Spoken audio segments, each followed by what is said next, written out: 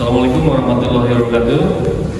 Perkenalkan, nama saya Rahmat Kristiana, diamanahkan mengampu mata kuliah politik dan hukum agraria di semester 6 di Universitas Dipentek Indonesia. Insya Allah dalam pencapaian pembelajaran yang dilakukan untuk mata kuliah ini adalah mahasiswa diharapkan bisa memahami terkait dengan konsep-konsep di dalam hukum agraria, di mana politik memberikan peran penting terhadap kebijakan-kebijakan yang muncul. Materi-materinya pun kita coba susun sesuai dengan kekinian, mulai dari bagaimana ikatan-ikatan terkait dengan dunia pertanahan, terus nanti terkait dengan pengertian agraria, tanah, juga terkait dengan konsep hukum tanah nasional, juga hal-hal yang terjadi dalam praktek, misalnya bagaimana proses pendaftaran tanah, juga bagaimana terjadinya perikatan-perikatan dengan objek tanah.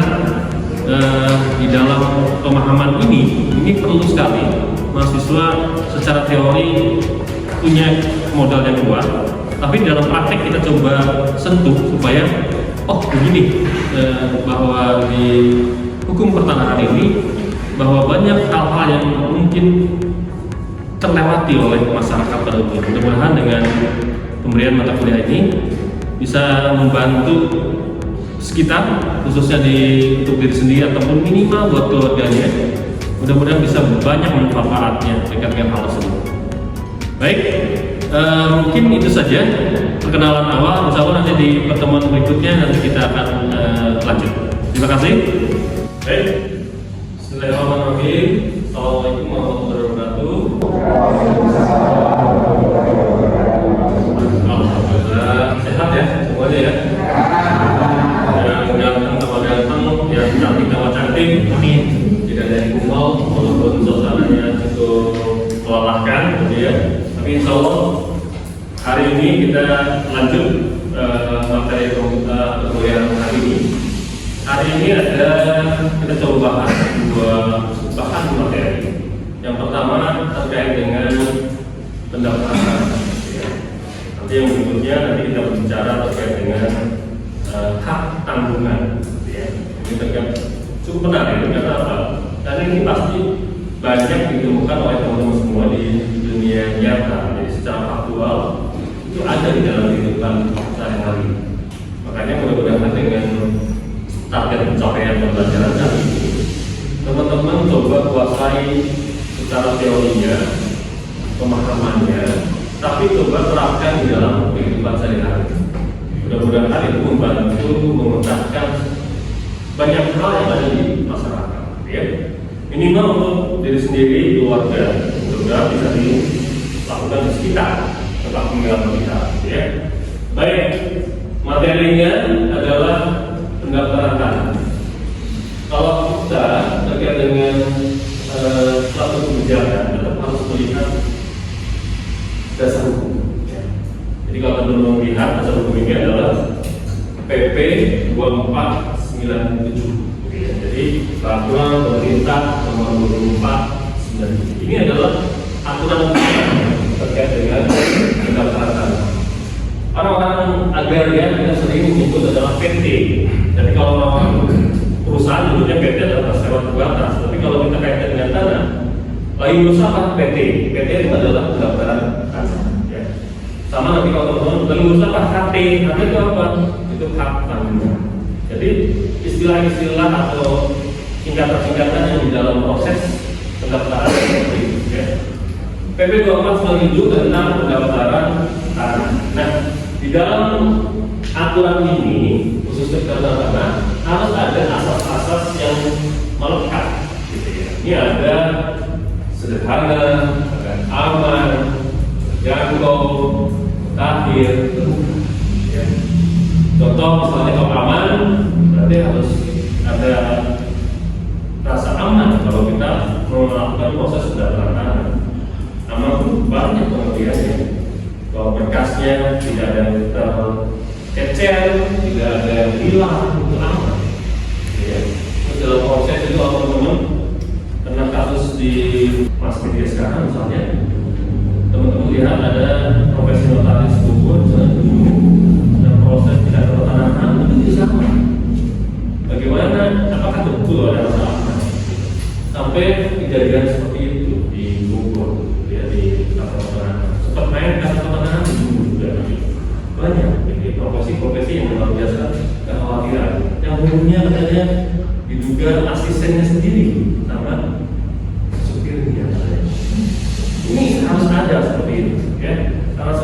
Mutakhir sudah pasti. Mutakhir ini bahwa dengan kemajuan teknologi itu harus diikuti kemajuannya. Jangan tradisional, mungkin usia boleh lanjut gitu ya, tapi teknologi harus tetap tinggi gitu ya. Lalu terseok-seok ya, semacam saya usia ini terseok-seok untuk mengejar teknologi kemajuannya. Kalau teman-teman kan masih muda-muda, masih di bawah 20 atau di bawah 25 gitu ya, itu harus update terus teknologi, apalagi dengan digital. Ada bukti sekarang, bukti pendaftaran ini akan diterbitkan sertifikat elektronik ya. Bukan lagi sertifikat analog yang berlomba-lomba, tapi sekarang hanya satu lembar saja. Di depan itu adalah data juridis, di belakang adalah data fisiknya, satu lembar 2 pulsa ya. Nah, kita coba itu pengertian atau pemahaman terkait asas pembakaran dalam pendaftaran ya, itu ya. Baik, saya coba untuk bantu menurut pemahamannya Guntur saja ya. Ini kira-kira apa yang dimaksud dengan terjangkau di dalam proses pendaftaran? Gimana? Menurut saya pemahaman tentang pendaftaran ini yang terjangkaunya mungkin ada sedikit lokasinya mungkin ya, atau dari segi keuangannya atau yang lain terjangkau itu. Jadi menurut saya itu aja sih Pak. Baik, terima kasih Mas Guntur. Jadi betul teman-teman, terjangkau itu banyak masalah biaya, masalah lokasi, masalah kemudahan apa saja yang sehingga contoh begini. Dulu Kabupaten Tangerang itu wilayah Serpong, wilayah Pamulang, wilayah daerah sana itu kalau pendaftaran Tangerang itu ketiga rasa jauhnya luar biasa. Tapi sekarang dengan terbentuknya Kota Tangerang Selatan, di situ dibentuk juga ada pertanahan. Jadi sekarang Kota Tangerang Selatan punya kantor pertanahan. Jadi untuk wilayah Tangsel cukup di sana saja, tidak perlu ke tiga rasa. Itu salah satu terjangkau lokasinya. Biayanya juga sama.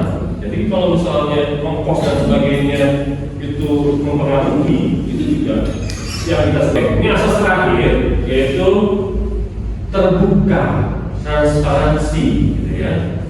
Tadi sudah dari pihak kaum lelaki, coba saya cari yang cantik-cantik misalnya. Mudah-mudahan, tapi jangan negatif, bukan ya pokoknya. Baik, menurut Selvi, kira kalau yang disebut dengan terbuka, coba apa pikir? Menurut saya, terbuka itu salah satu prinsip dari pendaftaran tanah. Oke. Dalam pendaftaran tanah di asas pendaftaran sekitar menurut saya. Ya. Mungkin ada yang menambahkan lagi? Oke, kalau tidak ada, jadi perlu ditambahkan terkait dengan terbuka ini betul bahwa ini banyak istilah terbuka ini. Apakah itu informasinya terkait dengan kantornya jelas, itu harus transparansi. Kalau kantornya di jalan apa, terus misalnya kalau kita memproses ini, prosesnya tahapannya apa, itu harus diuraikan juga. Tidak boleh ada yang disembunyikan. Jadi betul-betul transparansi terkait dengan prosesnya, ya. Oke, baik, itu asas, ya. Tapi kita lanjut lagi misalnya terkait dengan tujuan diselenggarakannya pendaftaran. Saya akan bahas sedikit kenapa perlu dilakukan pendaftaran, ya. Yang pertama adalah kepastian hukum dan perlindungan hukum. Jadi kalau kita sudah melakukan proses pendaftaran, diterbitkanlah sertifikat hasil akhirnya produknya sebagai bukti hak, maka kita akan diberikan kepastian hukum bahwa saudara sudah punya sertifikat, maka punya hak atas objek tanah tersebut. Perlindungan hukum sudah pasti. Jadi orang-orang lain tidak bisa mengambil alih haknya. Misalnya banyak kasus hal ini terjadi di saat-saat ini, gitu ya. Ini perlu kita tegakkan hal ini. Gitu ya. Yang kedua, penyedia informasi. Jadi kalau anak kita sudah didaftarkan, itu mudah dicari informasinya. Ada kasus mungkin pernah diceritakan di tempo hari, misalnya ada sertifikat dijaminkan ke salah satu bank, tapi ternyata pasangan si debitur ini figur atau palsu lah bahasa itu. Nah, terjadi ini suaminya palsu, ya, salah. Dan jadi pada saat menikah pencairan terjadi, terus beberapa kemudian prosesnya jalan terus, oke, tidak ada masalah. Cuman secara alur oke, proses jalan, angsuran lancar gitu. Tapi ternyata ada cacat hukum di situ. Jadi pada saat suami aslinya kembali dari luar Indonesia, terus dia iseng mengecek berangkat, bisa ternyata hilang satu gitu ya. Dan dia cek ke BPN, nomor hak ini di mana? Itu bisa. Dan ternyata sertifikat ini sedang dijaminkan di bank X. Nah, akhirnya luar biasa soal. Akhirnya ini surat pengaduan, ini kenapa bisa dijaminkan di bank X? Akhirnya tekanlah banknya, akhirnya muncul bahwa ini pernah terjadi perjanjian kredit, gitu ya. Dan ini menjadi masalah pidana. Dan yang ada kasus lain misalnya istri palsu juga ada, orang dari Cirebon. Ini banyak hal yang terjadi. Bukan suami aja yang palsu, istri juga palsu aja. Ini sedang proses nih. Kemarin saya dipanggil di Polres Tangerang Selatan terkait dengan istri palsu. Ya, sedang proses. Jadi mungkin suaminya mau pinjam ke bank buat modal usaha, niatnya bagus. Gitu. Cuman istri nggak setuju. Maka akhirnya ambillah istri palsu. Ini informasi penting. Atau misalnya saya mau beli tanah di wilayah Tangerang, ini kira daerah sini bisa nggak dipakai usaha? Ternyata pas dicek, ini nggak boleh bikin rumah, ini adalah daerah industri, nggak boleh itu informasi. Jadi kalau tanah sudah didaftarkan dan tujuan yang ketiga ini terprivatisasi dan sebab cara pembukuan yang ada, itu akan memberikan informasi. Gitu ya. Baik, sebentar itu dulu terkait dengan tujuan. Jadi ada yang mau ditanyakan, teman-teman? Izin Pak tanya. Oke, Mas Ferry, silakan. Baik Pak, tadi di awal kan disampaikan asas-asas pendaftaran kala itu terbuka, Oke, dari ini ya. yang mau lahir. Namun pada kenyataan di lapangan kadang-kadang kita merasa kesulitan gitu. Ya. Mengapa prosesnya tidak gampang, tidak mudah, kemudian surat tanahnya atau surat keluarnya lama gitu, tidak sesuai dengan yang dipaparkan asas pendaftaran tanah ini Pak. Nah, seperti itu Pak, kenyataannya Pak. Baik.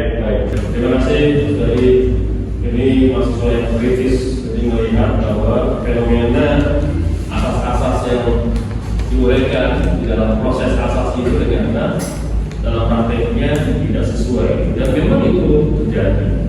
Nah, teman-teman yang kuliah di prodi ilmu pemerintahan ini bisa diteliti seperti terkait dengan pelayanan publik misalnya, kebijakan publik misalnya seperti itu. Karena ini adalah tugas mereka aparatur yang bisa dilaksanakan lah. Karena apa? Ini sebenarnya mudah kalau aparatur ini tahu persis terkait dengan tugas pokoknya, tupoksi. Contoh ini sederhana. Ya harusnya juga sederhana, jangan bikin sulit siapa gitu. Harusnya loketnya di depan, suruh belok dulu belakang, suruh beli formulir di belakang, gitu ya. Padahal formulir gratis. Nyarinya apa? Di fotokopi formulirnya, gitu ya. Harusnya gratis, itu habis buat formulir doang. Itu sederhana seperti itu ya. Aman juga sama, sudah masuk juga kadang-kadang pas mau daftar misalnya, tiket antriannya habis, coba ya. Jam 7 sudah datang itu, tiketnya habis. Ternyata cari informasi, maaf ya, nanya-nanya di tukang rokok, Pak itu kok jam 7 baru buka, tiket antrian habis, kemana? Pak, sana tuh jualan tiket, sampai begitu. Tiket antrian ini dijual belikan 5.000 gitu. Bayangin, itu fenomena terkait dengan proses pendaftaran tanah. Ya. Terjangkau lah gitu ya, yang harusnya tukang ukur datang misalnya, ini biayanya harusnya 100.000, tapi karena jauh ukurnya jadi mahal, jadi 5.000 gitu ya. Jadi banyak hal seperti ini. Jadi betul, saya setuju dengan Mas Ferry. Kalau terkait dengan asas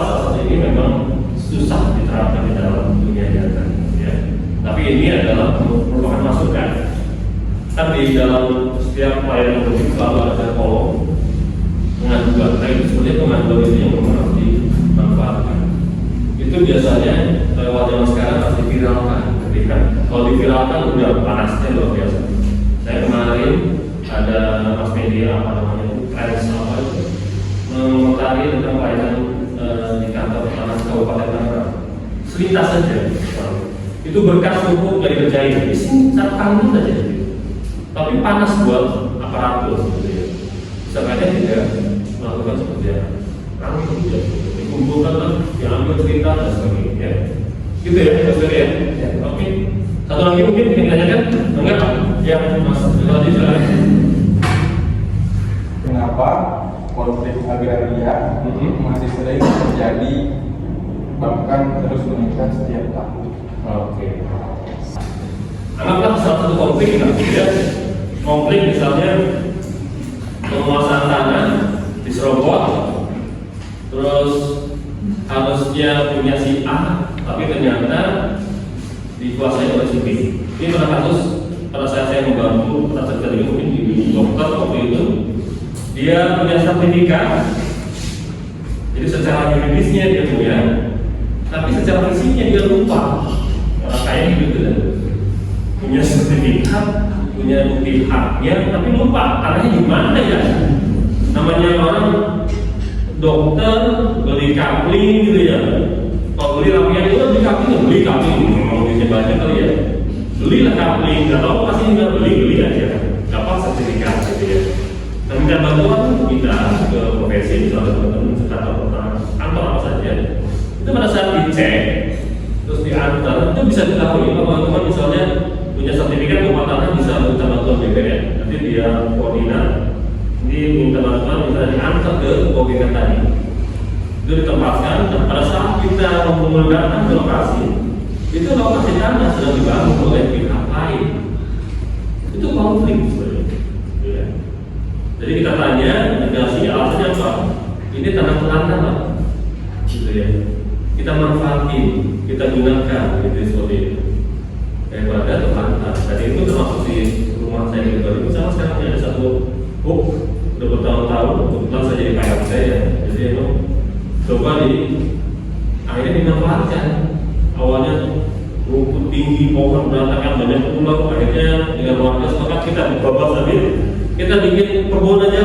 Nah sekarang lagi proses bikin kebun di lingkungan saya. Bikin apa masalah walaupun itu tanah orang. Habis ambil itu konflik sebenarnya. Salah satu konflik saja. Nah ini kenapa terjadi? Karena apa? Karena memang tidak mengikuti ketentuan-ketentuan yang ada di dalam hukum agraria atau pertanahan. Kalau kita hanya tepat, misalnya, memang betul saya punya bukti hak secara yuridis, maka fisiknya pun harus betul-betul dikuasai. Jadi kalau kita bicara nanti ada penguasaan tanah secara fisik dan secara yuridis, ya. Itu ya, selalu muncul sifat manusia selalu ada serakah, gitu ya.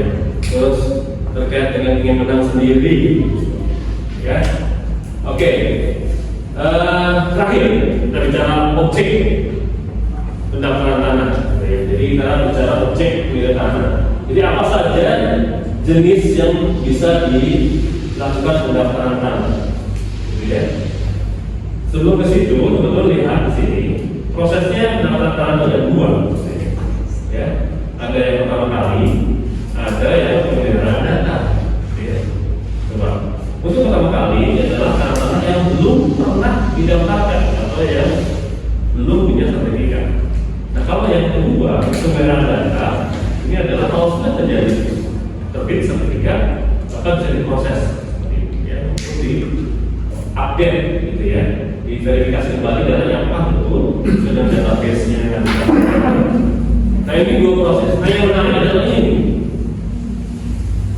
Ini yang kita coba teliti terkait dengan PTSL, pendaftaran lengkap sistematis PTSL. PTSL, pendaftaran tanah sistematis lengkap. Ini. Jadi ada satu proses pendaftaran tanah yang memang merupakan program pemerintah, gitu ya. Jadi pemerintah ini mulai dari zamannya siapa yang menjadi banyak lah sampai sekarang yang baru dan Gus ya. ini bahwa semua wilayah NKRI harus sertifikat semua. Nah ini harus program pemerintah nih.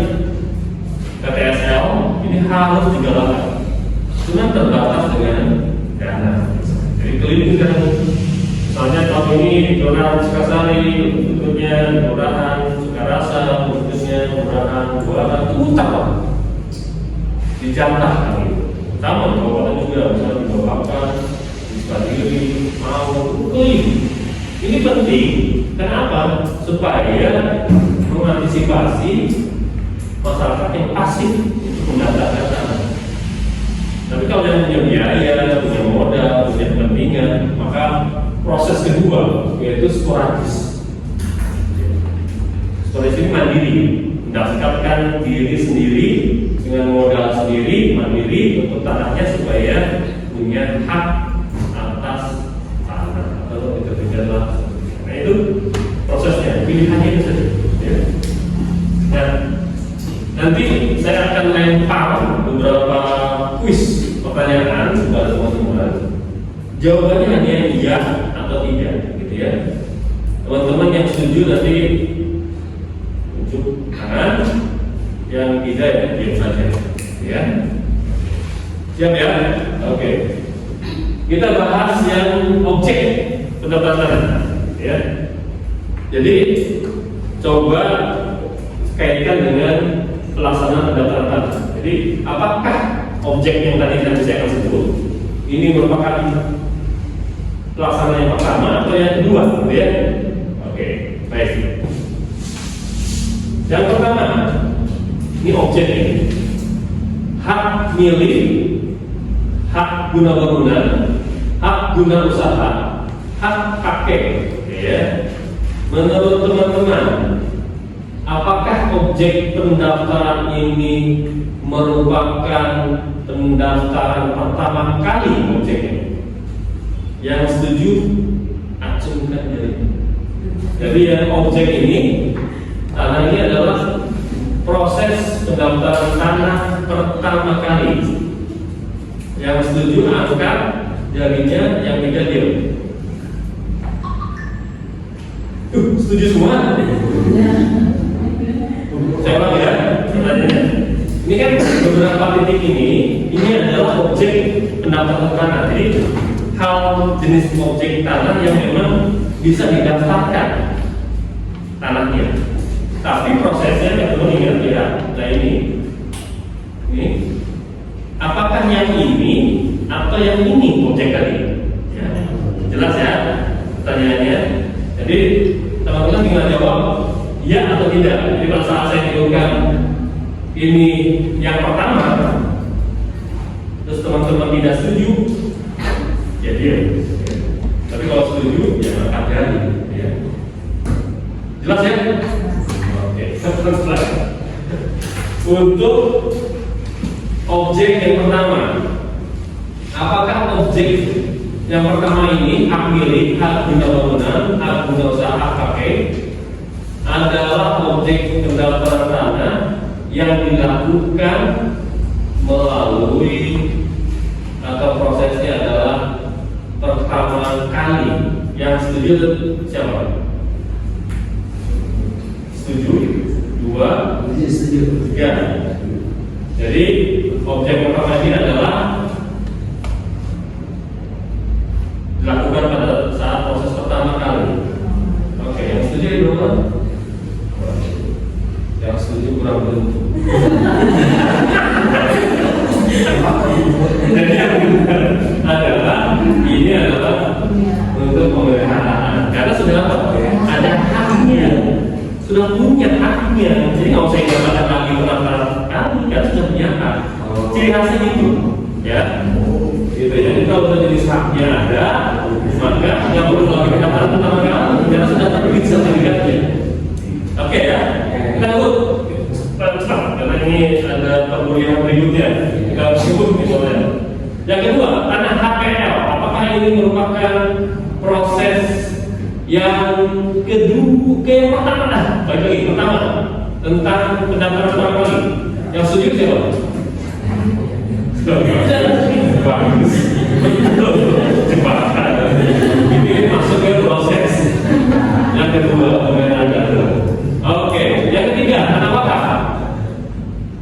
pertama kali, setuju nggak? Yang setuju siapa?